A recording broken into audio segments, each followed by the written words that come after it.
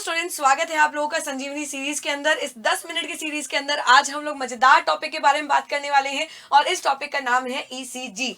बच्चों, आप लोगों को पता है जैसा कि हमारा दिल जो है वो लगातार धड़कता रहता है और दिल धड़कने को हम महसूस कर सकते हैं, पर डॉक्टर जो होते हैं उसके लिए ईसीजी मांगते हैं। अगर आप लोगों को कोई भी कॉम्प्लिकेशन हो जाता है, अगर कोई भी पेशेंट ऐसा डॉक्टर के पास में जाता है जो ये कहता है कि डॉक्टर साहब मुझे हार्ट के अंदर बहुत ज्यादा पेन हो रहा है, मुझे चेस्ट पेन हो रहा है, मुझे सांस लेने के अंदर दिक्कत हो रही है, या मैं हाफता बहुत ज्यादा हूं या हाफती बहुत ज्यादा हूं, तो डॉक्टर्स जो है वो सीधा सजेस्ट करते हैं कि भैया जाओ आप लोग अपनी ईसीजी जो है वो निकाल करके लेकर के आओ। तो उसी ईसीजी के बारे में आज की संजीवनी सीरीज के अंदर हम लोग बात करने वाले हैं, जो आपके अपकमिंग एग्जामिनेशन के अंदर बहुत ही महत्वपूर्ण साबित होने वाला है ये आज का टॉपिक। और इस एक टॉपिक से आपका एक प्रश्न जो है वो जरूर निकल करके आने वाला है।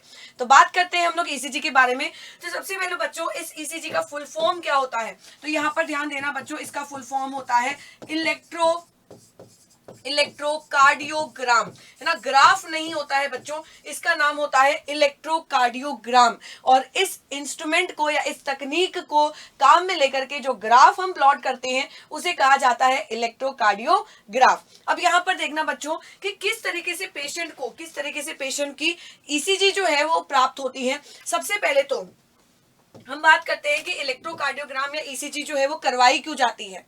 ये करवाई जाती है बच्चों ईसीजी टू कैलकुलेट या फिर हार्ट की इलेक्ट्रिकल एक्टिविटी को देखने के लिए ईसीजी जैसी तकनीक जो है वो करवाई जाती है। तो यहाँ पर ईसीजी क्यों करवाई जाती है? टू गेट और to evaluate the electrical activity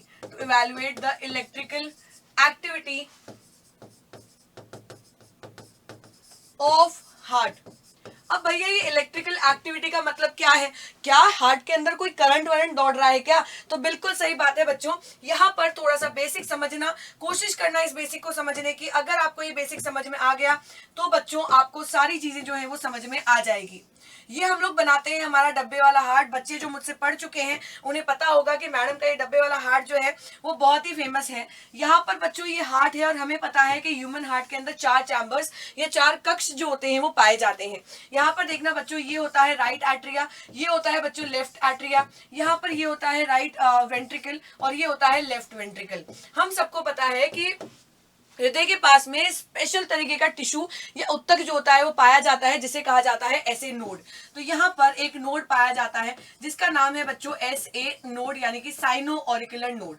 ये साइनो ऑरिकुलर नोड जो है वो इसलिए विशिष्ट है, इसलिए स्पेशलाइज्ड है क्योंकि अपना खुद का एक्शन पोटेंशियल जनरेट करता है, अपना खुद का विभव जो है वो बनाता है, जिसकी वजह से उस विभव की वजह से, उस पोटेंशियल की वजह से हार्ट के अंदर इलेक्ट्रिकल एक्टिविटी कंडक्ट होती है और हार्ट जो है वो लगातार कॉन्ट्रैक्ट होता है और रिलैक्स होता है। यहाँ पर इसका सहायक एक और नोड पाया जाता है जिसे कहा जाता है एवी नोड। जिसे क्या कहा जाता है बच्चों? एवी नोड कहा जाता है। तो यहाँ पर ऐसे नोड जो है वो इलेक्ट्रिकल इंपल्स जनरेट करता है और यहाँ पर एवी नोड को भेज देता है। एवी नोड जो होते हैं बच्चे वो अपने इलेक्ट्रिकल इंपल्स को इन पुरकिंजी फाइबर्स के थ्रू और इन बंडल ऑफ हिस के थ्रू कहाँ पर फैला देते हैं बच्चों? वेंट्रिकल्स के अंदर इसको फैला देते हैं।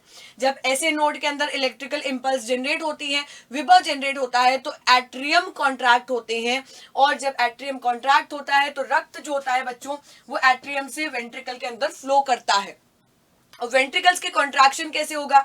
ये एवी नोड जो है वो इस एक्शन पोटेंशियल को इन वेंट्रिकल्स की भित्तियों के अंदर फैला देता है, जिसकी वजह से वेंट्रिकल्स जो होते हैं वो भी कॉन्ट्रैक्ट हो जाते हैं और इस पूरे प्रोसेस को कहा जाता है इलेक्ट्रिकल एक्टिविटी ऑफ हार्ट। अब यहाँ पर देखो बच्चों, अगर कोई ना कोई दिक्कत आ रही है तो यहाँ पर ये देखा जाता है कि भैया ये जो इलेक्ट्रिकल एक्टिविटी है वो सही से हो रही है नहीं हो रही है, और इसे देखने के लिए हम लोग क्या करते हैं? ईसीजी जो है वो करवाई जाती है। अब यहाँ पर देखना बच्चों, जब ईसीजी करवाने जाते हैं तो पेशेंट को 3 इलेक्ट्रिकल लीड के साथ में कनेक्ट कर दिया जाता है ना। एक इलेक्ट्रिकल लीड जो है वो इस रिस्ट के अंदर यानी कि इस कलाई के अंदर डाली जाती है, लेफ्ट कलाई के अंदर डाली जाती है। एक इलेक्ट्रिकल लीड को कहां पर कनेक्ट कर दिया जाता है, राइट रिस्ट के साथ में कनेक्ट कर दिया जाता है। और तीसरे वाले इलेक्ट्रिकल लीड को बच्चों लेफ्ट एंकल के साथ में कनेक्ट कर दिया जाता है। तो मान लीजिए ये एक रामलाल है और रामलाल के ये 2 हाथ हैं और ये 2 पैर हैं। यहाँ पर बच्चों एक इलेक्ट्रिकल लीड को इधर कनेक्ट कर दिया गया, एक इलेक्ट्रिकल लीड को यहाँ पर कनेक्ट कर दिया गया और एक इसके लेफ्ट वाले के साथ में कनेक्ट कर दिया गया। क्यों कनेक्ट किया गया बच्चों? क्योंकि तीनों ही जो होती हैं वो किससे जुड़े हुई होगी, यहाँ पर हार्ट की एक्टिविटी को देखेगी, टेस्ट करेगी और हमें बताएगी रिजल्ट क्या है। अब यहाँ पर देखना बच्चों, जैसे इस पेशेंट को कनेक्ट किया गया इन 3 लीड से और ये जुड़ा हुआ होता है एक मशीन से जो कि कैलकुलेट करती है इसके हार्ट की इलेक्ट्रिकल एक्टिविटी को, तो हमें एक ग्राफ मिलता है। हमें एक ग्राफ मिलता है बच्चों और ग्राफ जो होता है वो कुछ इस तरीके से होता है। सबसे पहले तो इस ग्राफ के अंदर एक उभार देखने को मिलता है, एक वेव देखने को मिलती है जिसे कहा जाता है पी वेव। जिसे क्या कहा जाता है बच्चों? पी वेव कहा जाता है। ये पी वेव हमें क्या बताती है बच्चों? ये बताती है डीपोलराइजेशन ऑफ ऑरिकल्स। तो यहां पर हम लिख सकते हैं कि ये हमें क्या बता रही है, डीपोलराइजेशन ऑफ ऑरिकल्स। ध्यान रखना बच्चों, डीपोलराइजेशन ऑफ ऑरिकल्स का मतलब होता है कि ऑरिकल्स जो होते हैं है ना बच्चों, एट्रियम जो होते हैं वो कॉन्ट्रैक्ट हो रहे हैं, वो संकुचित हो रहे हैं और संकुचित होने की वजह से रक्त जो है वो ऑरिकल से होकर के वेंट्रिकल्स के अंदर आ रहा है। तो पहली वेव दर्शाती है डीपोलराइजेशन ऑफ ऑरिकल्स। दूसरा यहाँ पर वेव जो बनती है बच्चों, वो एक वेव नहीं बनती है, वो एक कॉम्प्लेक्स बनता है। अगर हम देखेंगे तो कुछ इस प्रकार से आपको वेव जो है वो देखने को मिलती है और इस वेव को वेव नहीं कह करके इसे क्या कहा जाता है, QRS कॉम्प्लेक्स कहा जाता है। क्या कहा जाता है बच्चों? QRS कॉम्प्लेक्स कहा जाता है। और ये QRS कॉम्प्लेक्स क्या दर्शाता है कि भैया अब वेंट्रिकल्स जो है वो कंट्रैक्ट हो रहे हैं, ऑरिकल्स जो है उन्होंने कंट्रैक्ट होना बंद कर दिया है। अब ब्लड जो है वो वेंट्रिकल्स के कंट्रैक्शन की वजह से आगे की तरफ बढ़ जाते हैं।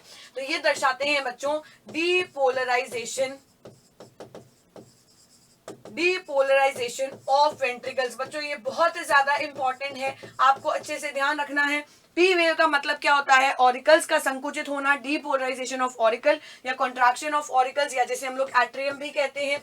और यहाँ पर QRS कॉम्प्लेक्स क्या दर्शाता है? वेंट्रिकल्स का कॉन्ट्रैक्ट होना या डीपोलराइजेशन ऑफ वेंट्रिकल्स। इसके बाद में बच्चों जब रक्त जो है वो ऑरिकल से निकल करके वेंट्रिकल्स में चला गया, वेंट्रिकल जो है वो कंट्रैक्ट करके आगे की तरफ भेज गए। अब बच्चों वापस से वेंट्रिकल्स जो हैं वो रिलैक्स हो जाते हैं, उनके अंदर वापस से ब्लड जो है वो बढ़ने लग जाता है और ब्लड के बढ़ने को या वेंट्रिकल्स के रिलैक्स होने को कहा जाता है बच्चों रीपोलराइजेशन। तो यहाँ पर वेंट्रिकल्स के रीपोलराइजेशन की एक और वेव जो होती है वो देखने को मिलती है और इसे कहा जाता है टी वेव। टी वेव क्या दर्शाती है बच्चों? टी वेव दर्शाती है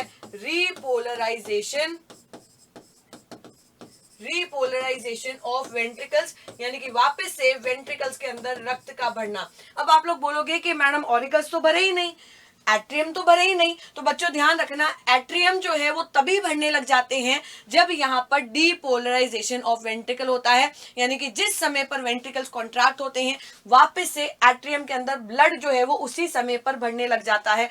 पर वो बेटा वेव जो है वो बहुत ज्यादा छोटी बनती है, इसलिए इस ग्राफ के अंदर नहीं दर्शाई जाती है। इस ग्राफ को कहा जाता है इलेक्ट्रोकार्डियोग्राफ। इसे क्या कहा जाता है बच्चों? इस ग्राफ को कहा जाता है इलेक्ट्रोकार्डियोग्राफ, जो कि इलेक्ट्रोकार्डियोग्राम इंस्ट्रूमेंट को काम में लेकर के ऑब्टेन की जाती है। आई होप सो कि आज का ये टॉपिक जो है वो आप लोगों के लिए बहुत ज्यादा इंफॉर्मेटिव रहा होगा।